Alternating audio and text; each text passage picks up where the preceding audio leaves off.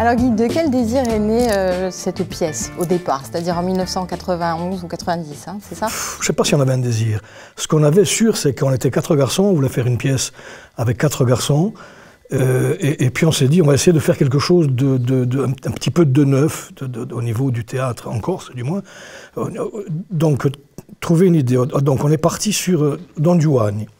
Don Giovanni, donc j'avais commencé à écrire des choses, et puis à un moment donné, dans la première version que j'avais écrite, Don Giovanni, il y a une bagarre à un moment donné à cause d'une femme, il se prend un coup de couteau, et c'était là que ça s'arrêtait. Ah d'accord, c'est là que la pièce reprenait. Que la pièce reprenait, c'était à ce moment-là. Mais ça arrivait assez vite dans la pièce. Donc après, on a réfléchi, on l'a mis donc plus tard, et en plus, on l'a fait recommencer.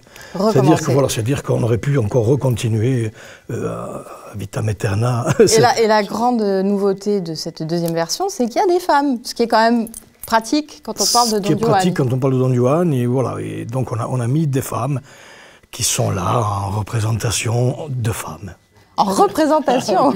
Oui, c'est les femmes. Elles représentent les femmes. Les archétypes féminins. Les archétypes féminins, oui. D'accord.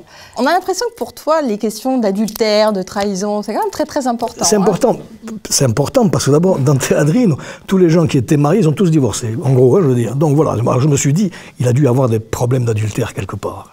Donc on va en parler. Mais ça fait longtemps que tu en parles. Oui, on va en parler. Tu creuses le sujet, hein, quand même. Oui, mais comme ils étaient là-dedans, donc je me suis dit, ils vont bien jouer l'adultère. Voilà, donc c'est pour ça aussi, on utilise un petit peu le vécu des gens.